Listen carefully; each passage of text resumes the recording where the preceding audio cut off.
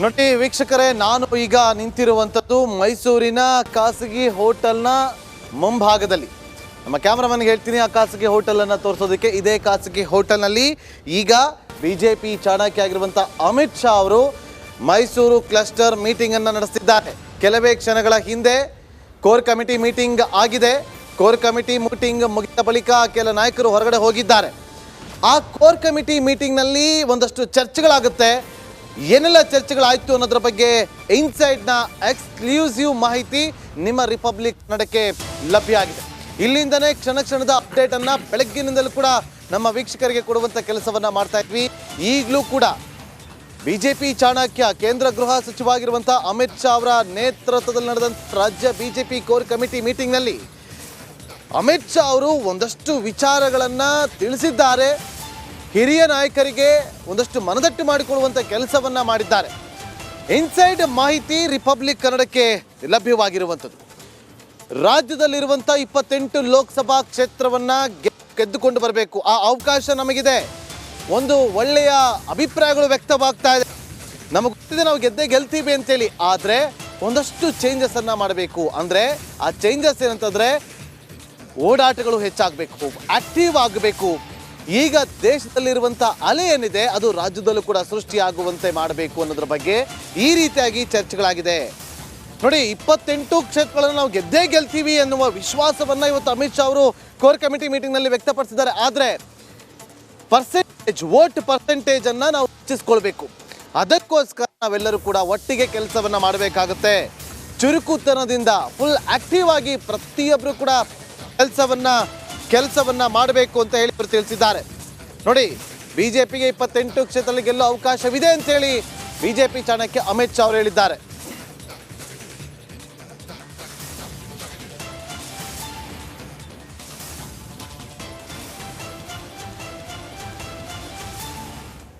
ನೋಡಿ, ಇದಷ್ಟೇ ಅಲ್ಲ, ಮೀಟಿಂಗ್ನ ಮಾಹಿತಿಗಳು ಇನ್ನೂ ಕೂಡ ಲಭ್ಯವಾಗಿದೆ. ಕೇವಲ ಒಂದೆರಡು ವಿಚಾರಗಳಲ್ಲ, ಸಾಕಷ್ಟು ವಿಚಾರಗಳ ಬಗ್ಗೆ ಚರ್ಚೆ ಆಗಿದೆ. ಆ ಎಲ್ಲ ಚರ್ಚೆಗಳ ಮಾಹಿತಿ, ಇನ್ಸೈಡ್ನ ಎಕ್ಸ್ಕ್ಲೂಸಿವ್ ಮಾಹಿತಿ ರಿಪಬ್ಲಿಕ್ ಕನ್ನಡಕ್ಕೆ ಲಭ್ಯವಾಗಿದೆ. ಪ್ರತಿಯೊಬ್ಬರಿಗೂ ಕೂಡ ಕುತೂಹಲ ಇದೆ. ಅಮಿತ್ ಶಾ ಅವರು ಮೈಸೂರಿಗೆ ಬಂದಿದ್ದಾರೆ, ಬಿಜೆಪಿ ನಾಯಕರ ಜೊತೆ ಚರ್ಚೆ ಮಾಡಿದ್ದಾರೆ. ಏನು ಚರ್ಚೆ ಮಾಡಿರ್ಬೋದು ಅಂತೇಳಿ, ಏನೆಲ್ಲ ಚರ್ಚೆ ಮಾಡಿದ್ರು ಅನ್ನೋದ್ರ ಬಗ್ಗೆ ರಿಪಬ್ಲಿಕ್ ಕನ್ನಡಕ್ಕೆ ಎಕ್ಸ್ಕ್ಲೂಸಿವ್ ಆಗಿ ಮಾಹಿತಿ ಲಭ್ಯವಾಗಿದೆ. ನೋಡಿ, ಒಂದಷ್ಟು ಉದಾಹರಣೆಗಳನ್ನು ಕೂಡ ಕೊಟ್ಟಿದ್ದಾರೆ. 28 ಲೋಕಸಭಾ ಕ್ಷೇತ್ರ ಗೆಲ್ಲೋ ಅವಕಾಶವಿದೆ. ಶೇಕಡಾವಾರು ಮತಗಳನ್ನು ಹೆಚ್ಚಿಸ್ಕೊಳ್ಬೇಕು. ಮತ್ತಷ್ಟು ಚುರುಕುತನದಿಂದ ಕೆಲಸ ಮಾಡಬೇಕು. ಅಭ್ಯರ್ಥಿಗಳ ಆಯ್ಕೆ ಬಗ್ಗೆ ನೀವು ಯಾರು ತಲೆ ಕೆಡಿಸ್ಕೋಬಿಡಿ, ಅದನ್ನು ನಮಗೆ ಬಿಡಿ. ನಾವು ದೆಹಲಿಯಲ್ಲಿ ಕೂತು ಅದರ ಬಗ್ಗೆ ನಾವು ಚಿಂತನೆ ಮಾಡಿ ಅಭ್ಯರ್ಥಿಗಳ ಆಯ್ಕೆಯನ್ನು ಮಾಡ್ತೀವಿ. ಆದರೆ ನೀವು ಕ್ಷೇತ್ರದಲ್ಲಿ ಕೆಲಸವನ್ನು ಮಾಡಬೇಕು, ಆಕ್ಟಿವ್ ಆಗಿ ಕೆಲಸ ಮಾಡಬೇಕು. ಅಭ್ಯರ್ಥಿಗಳ ಪಟ್ಟಿಯನ್ನು ಆದಷ್ಟು ಬೇಗ ಬಿಡುಗಡೆ ಮಾಡ್ತೀವಿ ಅಂತೇಳಿ ಅಮಿತ್ ಶಾ ಅವರು ಎಲ್ಲ ಬಿಜೆಪಿ ನಾಯಕರಿಗೆ ಅಲ್ಲಿ ತಿಳಿಸಿದ್ದಾರೆ. ಬಿಜೆಪಿ JDS ಮೈತ್ರಿ ಬಗ್ಗೆ ಕೂಡ ಪ್ರಸ್ತಾಪ ಆಗಿದೆ. ಪಟ್ಟಿ ಬಿಡುಗಡೆಗೂ ಮುನ್ನವೇ ನಾನು ಮತ್ತೊಂದು ಸಭೆಯನ್ನು ಕೂಡ ಕರಿತೀನಿ. ಫೆಬ್ರವರಿ 20-21ರಂದು ಸಭೆ ನಡೆಯುತ್ತೆ, ಅದು ಬೇರೆ ವಿಚಾರವಾಗಿ. ಆದರೆ ಈಗ ಪಟ್ಟಿ ಬಿಡುಗಡೆ ಮಾಡ್ತೀವಲ್ಲ, 28 ಕ್ಷೇತ್ರಗಳ ಅಭ್ಯರ್ಥಿಗಳ ಪಟ್ಟಿ, ಆ ಪಟ್ಟಿ ಫೈನಲ್ ಆದಮೇಲೆ ನಿಮ್ಮೆಲ್ಲ ನಾಯಕರನ್ನು ಎಲ್ಲರನ್ನು ಕೂಡ ಮತ್ತೊಮ್ಮೆ ಕರೆದು ನಾವು ಮತ್ತೊಮ್ಮೆ ಸಭೆಯನ್ನು ನಡೆಸಿ ಆ ಬಳಿಕ ಪಟ್ಟಿಯನ್ನು ಬಿಡುಗಡೆ ಮಾಡ್ತೀವಿ ಅಂತ ಹೇಳಿ ಸೂಚನೆಯನ್ನು ಕೊಟ್ಟಿದ್ದಾರೆ ಕೇಂದ್ರ ಗೃಹ ಸಚಿವರಾಗಿರುವಂಥ ಅಮಿತ್ ಶಾ ಅವರು. ಇದೇ ವಿಚಾರಕ್ಕೆ ಸಂಬಂಧಪಟ್ಟಂತೆ ಇನ್ಸೈಡ್ ಇನ್ಫಾರ್ಮೇಷನ್ ಅನ್ನು ಕೊಟ್ಟಿರುವಂಥ ನಮ್ಮ ಪೊಲಿಟಿಕಲ್ ಬ್ಯೂರೋ ಹೆಡ್ ಆಗಿರುವಂಥ ವಿಜಯ್ ಲೈವ್ನಲ್ಲಿ ಜಾಯ್ನ್ ಆಗಿದ್ದಾರೆ. ಬೆಳಗ್ಗಿನಿಂದಲೂ ಕೂಡ ವಿಜಯ್ ಕೂಡ ಇದೇ ಖಾಸಗಿ ಹೋಟೆಲ್ನ ಮುಂಭಾಗದಲ್ಲಿ ನಿಂತು ಇನ್ಸೈಡ್ ಏನೆಲ್ಲ ಆಗ್ತಾ ಇದೆ ಅನ್ನೋದ್ರ ಬಗ್ಗೆ ಕ್ಷಣದ ಅಪ್ಡೇಟನ್ನು ಕೊಡ್ತಾ ಬರ್ತಾರೆ. ಈಗಲೂ ಕೂಡ ಈ ಇನ್ಸೈಡ್ ಇನ್ಫಾರ್ಮೇಷನ್ ಕೊಟ್ಟಿದ್ದು ಕೂಡ ನಮ್ಮ ಪೊಲಿಟಿಕಲ್ ಬ್ಯೂರೋ ಹೆಡ್ ಆಗಿರುವಂಥ ವಿಜಯ್ ನೋಡಿ, ಬಹಳ ವಿಶ್ವಾಸವನ್ನು ವ್ಯಕ್ತಪಡಿಸಿದ್ದಾರೆ ಈ ಒಂದು ಸಭೆಯಲ್ಲಿ. ಆ ಎಲ್ಲ ನಾಯಕರಲ್ಲೂ ಕೂಡ ಒಂದು ರೀತಿಯಲ್ಲಿ ಹುಮ್ಮಸ್ ಕಾಣ್ತಾ ಇತ್ತು. ನೀವು ಕೂಡ ಕೆಲ ನಾಯಕರನ್ನ ಖುದ್ದು ಭೇಟಿ ಮಾಡಿ ಇಲ್ಲಿ ಮಾತನಾಡಿಸುವಂಥ ಕೆಲಸವನ್ನ ಮಾಡ್ತಾ ಇದ್ರಿ. ಇಲ್ಲೂ ಒಂದು ಕಡೆ ಆ ನಾಯಕರ ಮೂಡ್ ಚೇಂಜ್ ಆಗಿದೆ ಅಂತ ಅನಿಸ್ತಾ ಇದೆ. ಏನು ಹೇಳ್ತೀರಿ ವಿಜಯ್? ಎಕ್ಸಾಕ್ಟ್ಲಿ ನಾಗೇಂದ್ರ ಬಾಬು, ಅಂದರೆ ಬೆಳಗ್ಗೆಯಿಂದ ಒಟ್ಟು 3 ಸಭೆಗಳು ಸಾಕಷ್ಟು ಪ್ರಮುಖ ಪಡೆದುಕೊಂಡಿರುವಂಥದ್ದು ರಾಜಕೀಯವಾಗಿ. ಒಂದು ಚಾಮುಂಡಿ ಬೆಟ್ಟದಿಂದ ಬಂದ ನಂತರ ಅಮಿತ್ ಶಾ ಅವರು ಕೋರ್ ಕಮಿಟಿ ಸಭೆಗೂ ಮುನ್ನ ಪ್ರಮುಖರ ಜೊತೆ ವಿಜೇಂದ್ರ, ಪ್ರಹ್ಲಾದ್ ಜೋಶಿ ಮತ್ತು ರಾಜೇಶ್ ಜೊತೆ 1-to-1 ಮೀಟಿಂಗ್ ಆಯಿತು. ಅದಾದ ಬಳಿಕ ಕೋರ್ ಕಮಿಟಿ ಸದಸ್ಯರ ಸಭೆ ನಡೆಸಲಾಯಿತು. ಸಭೆಯಲ್ಲಿ ಸಾಕಷ್ಟು ಸುಮಾರು 35ರಿಂದ 40 ನಿಮಿಷಗಳ ಕಾಲ ಸಭೆ. ಅದರಲ್ಲಿ ಸದಾನಂದ ಗೌಡರು, ಈಶ್ವರಪ್ಪ, ಅಶೋಕ್, CT ರವಿ, ಬಸವರಾಜ ಬೊಮ್ಮಾಯಿ ಸೇರಿದಂತೆ ಪ್ರಮುಖ ನಾಯಕರುಗಳ ಜೊತೆ ಸಭೆ.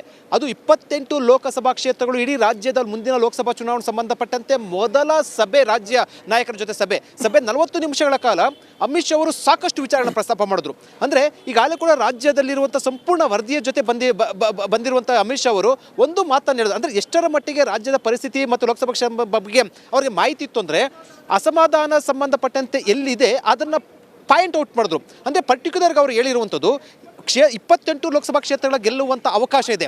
ಆದರೆ ಸಣ್ಣ ಪುಟ್ಟ ಅಸಮಾಧಾನಗಳನ್ನು ಹೈಕಮಾಂಡ್ ಮಟ್ಟಕ್ಕೂ ಕೂಡ ತರಬಾರ್ದು, ನೀವೇ ಬಗೆಹರಿಸ್ಕೊಳ್ಬೇಕಂತ ಉದಾಹರಣೆ ಕೊಟ್ಟರು. ಬೀದರ್ ಲೋಕಸಭಾ ಕ್ಷೇತ್ರದ ಉದಾಹರಣೆ ಕೊಟ್ಟರು. ಬೀದರ್ ಸಂಬಂಧಪಟ್ಟಂತೆ ಅಲ್ಲಿ ಹಾಲಿ ಸಂಸದ ಮತ್ತು ಕೇಂದ್ರ ಸಚಿವರಾಗಿರುವಂಥ ಭಗವಂತ ಖೂಬಾ ವಿರುದ್ಧ ಸಂಬಂಧಪಟ್ಟಂತೆ ಸ್ಥಳೀಯವಾಗಿ ಒಂದಷ್ಟು ಅಸಮಾಧಾನ ಇರುವಂಥದ್ದು.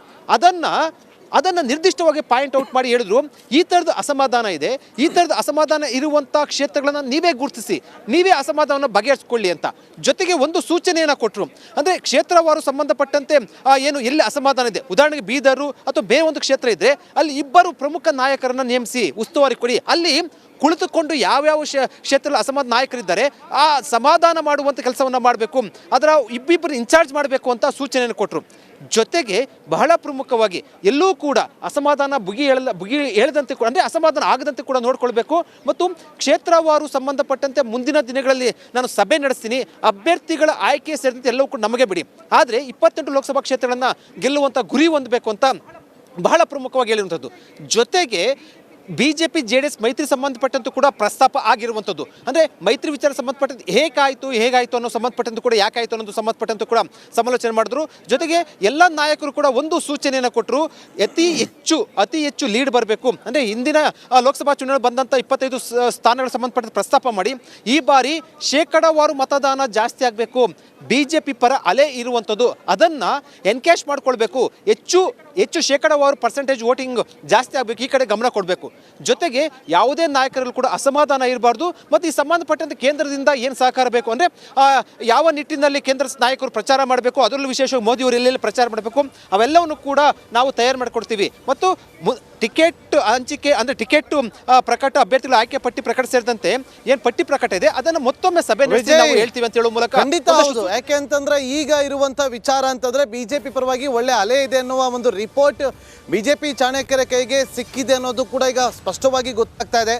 ಮತ್ತೆ ನಿಮ್ಮನ್ನ ಸಂಪರ್ಕ ಮಾಡ್ತೀನಿ. ಇನ್ಸೈಡ್ ನ ಮತ್ತಷ್ಟು ಅಪ್ಡೇಟ್ ಕೂಡ ನಮ್ಗೀಗ ಲಭ್ಯವಾಗ್ತಾ ಇದೆ. BJP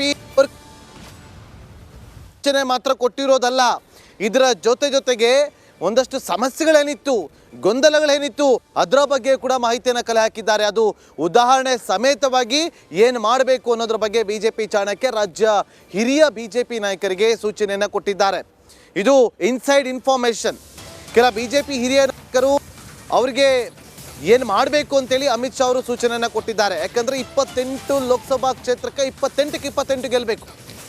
ಎಲ್ಲಿ ಗೊಂದಲ ಇದೆ, ಯಾವ ಕ್ಷೇತ್ರದಲ್ಲಿ ಟಫ್ ಫೈಟ್ ಇದೆ, ಇದನ್ನು ಗಮನ ಹರಿಸಿ.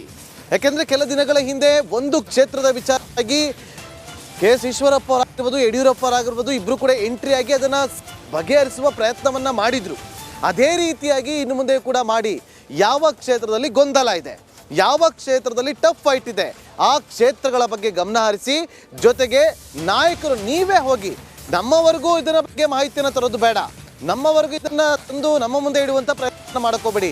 ನಿಮ್ಮಲ್ಲೇ ಕೂತು ಚರ್ಚೆ ಮಾಡಿ ಹಿರಿಯ ನಾಯಕರು ತೆರಳಿ ಆ ಕ್ಷೇತ್ರದಲ್ಲಿ ಏನಾಗ್ತಾ ಇದೆ ಅನ್ನೋದ್ರ ಬಗ್ಗೆ ಸಮಸ್ಯೆಗಳನ್ನು ಬಗೆಹರಿಸುವಂಥ ಕೆಲಸವನ್ನು ಮಾಡಿ.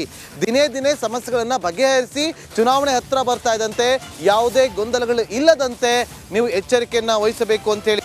ಯಾಕಂದರೆ ಪ್ರಮುಖವಾಗಿ ಕೆಲವೊಂದಷ್ಟು ಕ್ಷೇತ್ರಗಳಲ್ಲಿ ಇವತ್ತು ಗೊಂದಲ ಇದೆ. BJP ಸ್ಥಳೀಯ ನಾಯಕರು ಟಿಕೆಟ್ ಕೊಡಲೇಬಾರ್ದು ಹಾಲಿ ಸಂಸದರಿಗೆ ಅಂತೇಳಿ ವಿರೋಧವನ್ನು ವ್ಯಕ್ತಪಡಿಸ್ತಾ ಇದ್ದಾರೆ. ಮತ್ತೊಂದು ಕಡೆ ಅಸಮಾಧಾನಗಳು ಭುಗಿಲೇಳ್ತಾ ಇದೆ. ಎಲ್ಲಿ ಅವರಿಗೆ ಟಿಕೆಟ್ ಕೊಟ್ಟರೆ ಎಲ್ಲಿ ಬಂಡಾಯದ ಬಿಸಿ ಹೇಳುತ್ತೋ ಅನ್ನುವ ಚರ್ಚೆಗಳು ಕೂಡ ಶುರುವಾಗ್ತಾ ಇದೆ.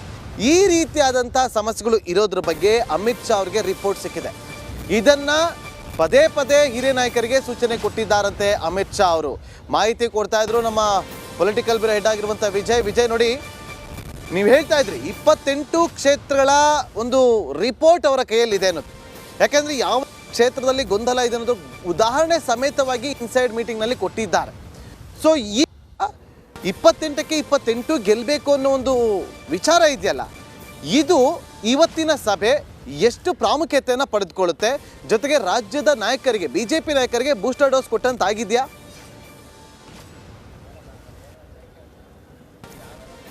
ಖಂಡಿತವಾಗ್ಲೂ ನಾಗೇಂದ್ರ ಬಾಬು, ಲೋಕಸಭಾ ಚುನಾವಣೆ ಸಂಬಂಧಪಟ್ಟಂತೆ ನಾನು ಆಗಲೇ ಹೇಳ್ತಾ ಇದ್ದೆ, ರಾಜ್ಯಾಧ್ಯಕ್ಷರಾದ ಬಳಿಕ ವಿಜೇಂದ್ರ ಮತ್ತು ಜೊತೆಗೆ BJP JDS ಮೈತ್ರಿಯ ಬಳಿಕ ಮೊದಲ ಬಾರಿಗೆ ಅಮಿತ್ ಶಾ ಅವರು ರಾಜ್ಯದಲ್ಲಿ ಲೋಕಸಭಾ ಚುನಾವಣೆ ಸಂಬಂಧಪಟ್ಟಂತೆ ಸಭೆಯನ್ನು ನಡೆಸಿರುವಂಥದ್ದು. ರಾಜ್ಯದ ಎಲ್ಲ ಪ್ರಮುಖ ನಾಯಕರ ಜೊತೆ ಸಭೆ ನಡೆಸಿ ಚುನಾವಣೆಗೆ ಈಗ ಒಂದು ರೀತಿಯಲ್ಲಿ ಚಾಲನೆ ಕೊಟ್ಟಿರುವಂಥದ್ದು. ಯಾಕಂದ್ರೆ ಇಷ್ಟು ದಿನ ರಾಜ್ಯ ನಾಯಕರಲ್ಲಿ ಹೈಕಮಾಂಡ್ ನಾಯಕರ ಮನಸ್ಸಲ್ಲಿ ಏನಿದೆ, ಮೈತ್ರಿ ಸಂಬಂಧಪಟ್ಟಂತೆ ಏನಿದೆ, ಮತ್ತು ರಾಜ್ಯ ಚುನಾವಣೆ ಅಂದರೆ ಲೋಕಸಭಾ ಚುನಾವಣೆ ಸಂಬಂಧಪಟ್ಟಂತೆ ಹೈಕಮಾಂಡ್ ನಾಯಕರಲ್ಲಿ ಅಭ್ಯರ್ಥಿಗಳಿಗೆ ಸಂಬಂಧಪಟ್ಟಂತೆ ಏನಿದೆ, ಹೈಕಮಾಂಡ್ನಲ್ಲಿ ರಾಜ್ಯದ ಪರಿಸ್ಥಿತಿ ಏನಿದೆ, ಇವೆಲ್ಲವೂ ಕೂಡ ಒಂದಷ್ಟು ಗೊಂದಲದ ಜೊತೆಗೆ ಒಂದಷ್ಟು ಅನುಮಾನಗಳಿದ್ವು. ಎಲ್ಲವೂ ಕೂಡ ಅಮಿತ್ ಶಾ ಅವರು 40 ನಿಮಿಷಗಳ ಕಾಲ ನಡೆದಂಥ ಸಭೆಯಲ್ಲಿ ಸುಮಾರು 30 ನಿಮಿಷಗಳ ಕಾಲ ರಾಜ್ಯ ಪ್ರಮುಖ ನಾಯಕರಿಗೆ ಅಮಿತ್ ಶಾ ಅವರು ಪಾಠವನ್ನು ಮಾಡಿರುವಂಥದ್ದು, ಸೂಚನೆಯನ್ನು ಕೊಟ್ಟಿರುವಂಥದ್ದು.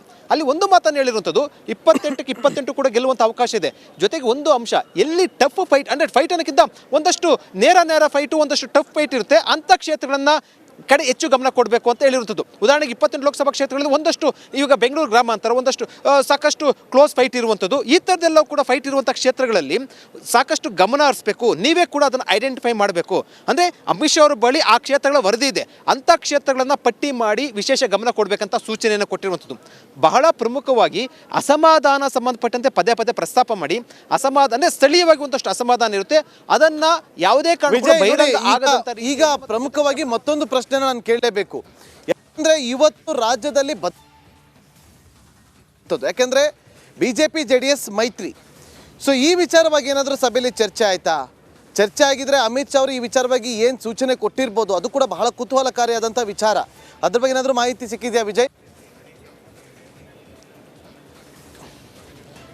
ಖಂಡಿತವಾಗ್ಲೂ ನಾಗೇಂದ್ರ ಬಾಬು, BJP JDS ಮೈತ್ರಿ ಸಂಬಂಧಪಟ್ಟಂತೆ ದೊಡ್ಡ ಮಟ್ಟದಲ್ಲಿ ಏನು ಅಮಿತ್ ಶಾ ಅವರು ಚರ್ಚೆ ಮಾಡಲಿಲ್ಲ. ಯಾಕೆಂತಂದರೆ ಈಗಾಗಲೇ ಕೂಡ BJP JDS ಮೈತ್ರಿ ಘೋಷಣೆ ಆಗಿರುವಂಥದ್ದು.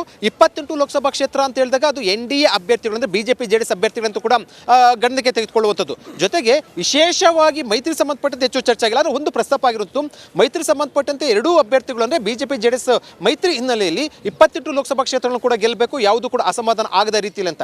ಜೊತೆಗೆ ಸೀಟು ಹಂಚಿಕೆ ಸಂಬಂಧಪಟ್ಟಂತೆ ಪ್ರಸ್ತಾಪ ಆದಂಥ ಸಂದರ್ಭದಲ್ಲಿ ಅದನ್ನು ಹೈಕಮಾಂಡ್ ನೋಡಿಕೊಳ್ಳುತ್ತೆ ಅಂತ ಹೇಳಿರುವಂಥದ್ದು. ಅಂದರೆ ಮೈತ್ರಿ ವಿಚಾರಕ್ಕೆ ಸಂಬಂಧಪಟ್ಟಂತೆ ಸೀಟು ಹಂಚಿಕೆ, JDS ಸೀಟು ಹಂಚಿಕೆ ಸಂಬಂಧಪಟ್ಟಂತೆ ಹೈಕಮಾಂಡ್ ನೋಡಿಕೊಳ್ಳುತ್ತೆ. ಜೊತೆಗೆ ಆ ಸೀಟು ಹಂಚಿಕೆಗೂ ಮುನ್ನ ರಾಜ್ಯ BJP ನಾಯಕರ ಜೊತೆ ಮತ್ತೊಂದು ಸುತ್ತಿನ ಸಭೆ ನಡೆಸಲಾಗುತ್ತೆ ಹೈಕಮಾಂಡ್ನಿಂದ ಅಂತ. ಇದರ ಭಾಗವಾಗಿ ರಾಜ್ಯದ ಲೋಕಸಭಾ ಚುನಾವಣೆಯ ಉಸ್ತುವಾರಿ ಹೊತ್ತಿರುವಂತಹ ರಾಧಾಮೋಹನ್ ಅವರು ಇದೇ 21, 22 ಏನು ಕರ್ನಾಟಕಕ್ಕೆ ಆಗಮಿಸಲಿದ್ದಾರೆ. ಅಲ್ಲಿ ಅಂದರೆ ರಾಜ್ಯದಲ್ಲಿ 2 ದಿನಗಳ ಕಾಲ ಶಾಸಕರು, ಸಂಸದರು ಮತ್ತು ಜಿಲ್ಲಾಧ್ಯಕ್ಷರು, ಪ್ರಮುಖ ನಾಯಕರ ಜೊತೆ ಸಭೆಯನ್ನು ನಡೆಸಿ ಅಲ್ಲಿ ಒಂದು ಮಾಹಿತಿಯನ್ನು ಸಂಪೂರ್ಣ ಕಲೆ ಹಾಕಲಾಗುತ್ತೆ.